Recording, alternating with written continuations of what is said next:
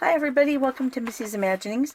I received a package in the mail, so I thought we would open it, and also, after we get this open, we're going to look at the answer to a question someone asked, which I was very flattered that someone would even ask the question, and it was where I get inspiration. And so I thought we'll open this and then we'll talk about that. So this package is from an eBay seller from whom I've purchased, I'm just going to do this, many times in the past. And they sell a lot of BJD items, and they also sell a lot of Obitsu and other customizable doll items. So I thought, I saw this in their shop, and I thought, okay, well, let's check it out and just see what we can do with it. So it is, well, I'm not sure what it is, actually. It was a doll. It's a doll, of course, but I don't remember what kind, and it's not one that I've done before. So I'll go ahead and, let's see if I move this over here. I'll go ahead and put up a picture of some of the dolls that I have done quite a few of them of the Obitsu 27 centimeter, 28 centimeter, and customize them as anime characters. And so I had fun with that. So of those dolls, I've done some Naruto characters, which was really fun, and all have since been sold and moved on, except for some that are still in process. And now we'll come back here. So this little one is a little doll that you can customize, but I believe she has a couple different face plates or heads. I don't remember. And so here we'll take this off. So, oh, here we go. So she's really little, and I knew she was going to be small, but I didn't know exactly how small. So isn't that cute? And it's, what is it? Parabox. So there we go. But this is the packaging. Let's see, maybe I'll move it there now. Sorry. Oh, here, if I do it this way, then we can show it. So she's tiny. I love it. I actually thought that she'd be bigger. And then, oh, here's the, let's see, we'll come up here so you can see better. Here's the little ad that I had seen. So yeah, I guess there's going to be a couple different heads, and then I don't know if there's two body types and that her head comes off. I'm not sure. We'll just open it up here. But I thought it would be a fun doll to customize, and I just thought she looked very dainty. So here, I guess, let's see what else is in here. There we go. Oh, more stuff. But the packaging is adorable. And then, oh, there's like instructions. That's cool. So evidently we can take her all apart and put her back together. And you can order them with this, like a large, oh, here we go. Let's see if that'll show. So you can order them with a large head type, a medium head type, or a small head type. And I don't remember if I got the medium or the small. I didn't want the giant. Oh, small. It must be small because here's my little S. So I got the small head type like this, which I liked because it just seemed to be more proportionate. Some of the larger ones would end up kind of like a pull-up or Blythe doll. Let me point her toes. Oh, isn't she cute? So this head, you can paint her face and paint on the eyes, or there's the head that has sockets that you can put an eye in. Now, how in the world am I going to get eyes that tiny? That's what I want to know. I don't know. I'm going to have to really look it out, because I thought she would be bigger. So she's very, very small. And what are these? I'll have to look in my instructions. They must be for some... Oh, these, I guess, hold the little eyeballs, and then they snap into place, maybe? So, yeah, here's the little picture where they show the little eyeballs and put them on. Those are tiny. I don't know that I got any eyeballs. There are some sticker eyes. Those are cute. It's just also tiny. I love this. I think she's really sweet. So let's see here. On the... Yeah, I'll have to look. I don't know how to find eyes that are small enough for her. Oh, and there's little bands, so that must be to put something together. In case something loosens, I suppose, in her little body. But isn't that cute? And so her shoulders are like a little swivel ball. Then she has hinges on her elbows. And her wrists, let's see, do twist. And then they bend back and forth, but not side to side. It doesn't look like. And then her hips have a ball joint in her hips. And then, like, see, her knees have a hinge joint. And her ankles have a hinge joint. Her head, let's see here. It doesn't really tilt much. It does tilt front to back. And then it turns side to side. And then her little body looks like that. That is so cute. And you can have like a smaller chest or a little bit larger chest. So that must just snap on and change. Isn't that cute? She is so cute. So I'm not sure who she'll be. I don't know. My inspiration hasn't hit yet on who I want her to be, but she is absolutely adorable. And let's see if she can stand. So let's see if her ankles will be stiff enough and hold her center of gravity here. And voila! Oh, she's so cute. That is really cute. Well, anyway, so this is my new little, what did I say? Parabox doll. And I think she's absolutely adorable. I don't remember how much she cost. I think it was 20 something. But I don't remember. It's been a while since I ordered her. And I've been waiting for her to come. So she's very cute. I'm very happy with this. I still don't know what I'm going to do yet as far as customizing her, but I think she's adorable. And this will be a fun project. So anyway, if you wanted to know what these look like, then that's what they look like. Here's the inside. So her little eye snaps must kind of snap in there. I'll have to look at my little pictures more carefully.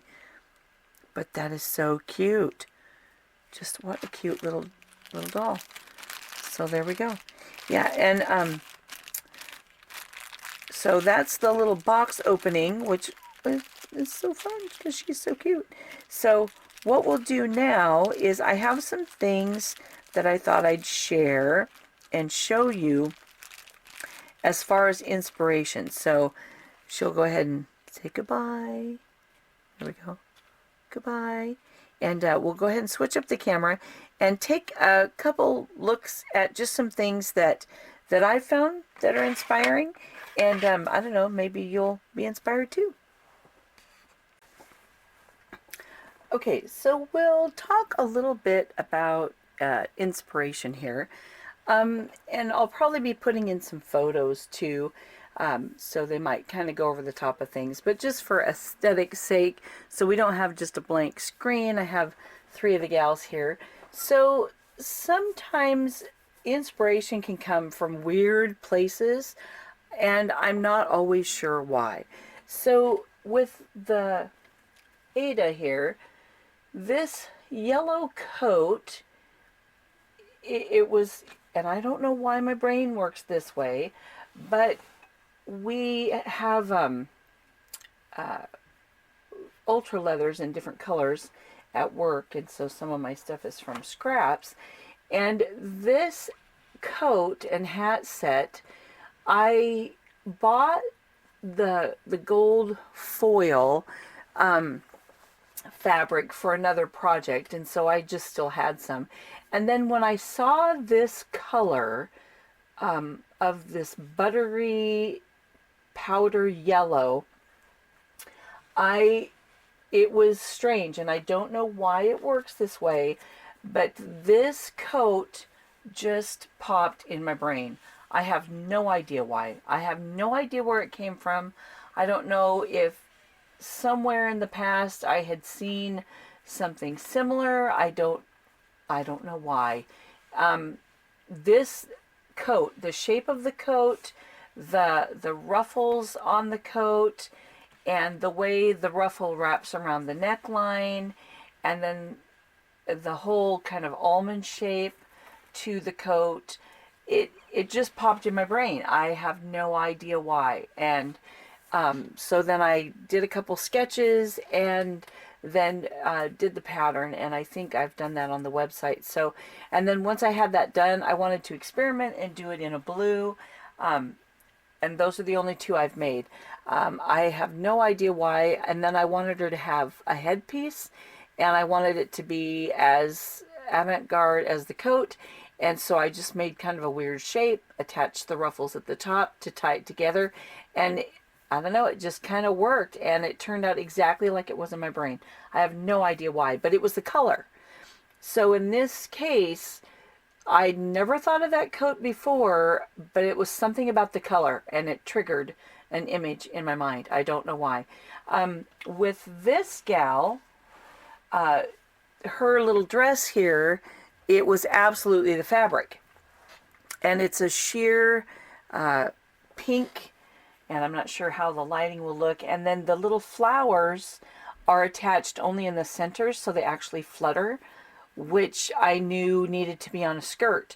But I didn't want something that was so over the top that it would take away from how pretty this fabric is. So I just wanted to highlight the fabric. And so I just made a simple dress with a simple, well, I guess I could take this coat off. In case you haven't seen that video, pardon my arms and pulling her wig down. Sorry there. And so here we go. We'll just kind of pull this coat off.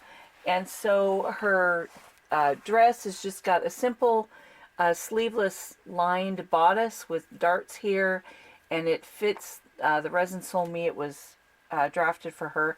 There's a white skirt underneath that's just nice and full to give fullness to just this pretty fabric. So sometimes it's a color, sometimes it's a fabric. With this doll, as far as her face up and her body blushing and the markings on her body, I just kind of had fun. I knew when I saw her in white that I wanted her to have blue and purple. I don't know why, but I just had fun with it. And I'd done a face up on a head similar to this for this body, but it was an older head or something from a different brand, and so it was far more yellow than her body. And so I just ordered a new head from Resin Soul. This is a Resin Soul body as well, and so I just ordered the white head and then redid the face up so that it would be similar to the one I'd done before, but in the same colors that I wanted. With the kimono, I have posted a couple, let's see, we'll get a better view over here. I've done a couple photos and posted them on Facebook, I think, but this whole outfit was inspired by the actual outfits of the company that makes this doll. And I wasn't able to get the first release of this doll. This is You Are Wrong by Angel Studio, and this is actually their second release excuse me, of this doll. And this doll was in white resin. I wasn't ever able to order her when she was actually being released, and so I was able to find her secondhand, and she is like my favorite doll of all time, and so I jumped at the opportunity to get her. But when I ordered her, the reason I loved her is I loved the entire look of their dolls, and so I wanted an outfit that would reflect the flavor of those dolls, but I knew I couldn't get the one from the company. They're very expensive, especially when I knew I could sew something similar and something that I knew I would like. So her look is inspired by the look of their dolls and of their costumes. I just did one that I knew I would like. Once in a while, again, it's fabric. So this little dress, and we'll put the camera back here. Sorry, girls. We'll kind of angle it down here and take a better look. This little tulip sleeve dress was one, again, where I had found this fabric that was layers sewn together, and I knew I wanted it on a skirt, and it was quite a length of fabric, and so I actually cut skirts out of different combinations of all the layers, and I made a set of 5, and it was a spring project. And so where is the, oh, it's up here, let me grab it real quick. I'm working with a hanger, and so I did the tulip dresses with little jackets, and I did one with blue, one with yellow, one with green, one with a salmony color, and one with, oh, I just went blank, lavender, a purple. And so these are actually, I've had them for sale on eBay. It was just a project I wanted to do. I wanted to make little coats in spring colors, and so that's what the little jacket looks like, and it goes with this. And then I made socks that go with it, and then when I modeled them, I'll go ahead and put the photo now, I had them all together with all these outfits and little white tennis shoes. So this is a picture of all 5 of them together, and all the little dresses are the same fabric, but the skirt pieces have been placed differently so that they each are a little bit different, even though it's all from the same fabric. So there again, it was fabric. Let's see here. Then I've got the sweater, which I knew I wanted it to be a big sweater because it was a loose weave knit fabric, and so I knew what I wanted it to be. Lots of times I'll see a fabric and I'll think, okay, I know what I want. I have some vintage looking, and it's kind of a plain lace, and it's very common, I think, the pattern on it, but just this color of lace, because it's a creamy color, I thought, okay, I want to do something old-fashioned with this. I haven't decided what, but I think that's what I want to do.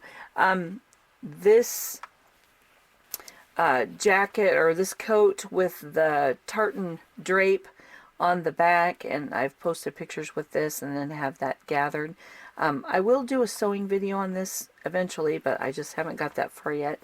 But this actually was something I wanted to try after I saw some coats by the BTS guys when they were doing a concert, and in some of the video clips they had long coats that had long parts that would drape behind them, and I thought, well, that would be fun. And so this one, because I have the David Tennant sculpt doll, and I'll move this to the side and put his picture there, I thought, okay, well, because I have David Tennant and he is Scottish, I'll go ahead and do the plaid, and instead of giving it more of that concert look, we'll give it more of a you know, tartan look.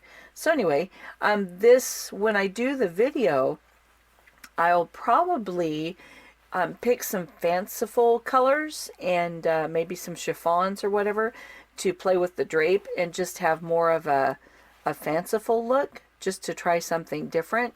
But that's where this came from. Sometimes I'll see a fashion and it will inspire an idea, and then I want to try it.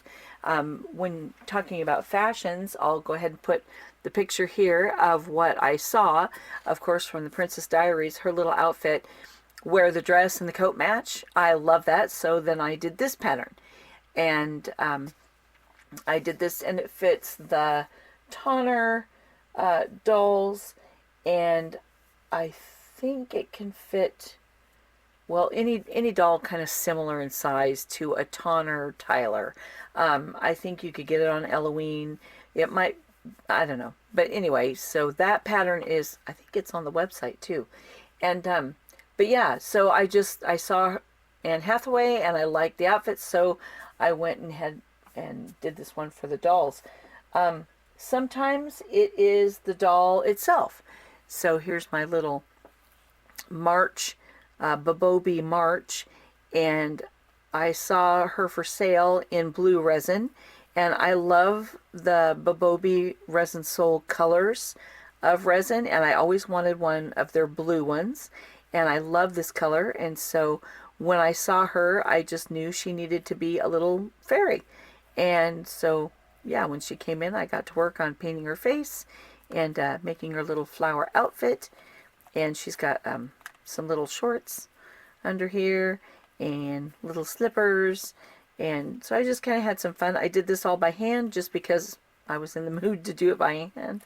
And then her little blossoms are sewn onto sheer sleeves, so they look like they're just sitting on her little arms there.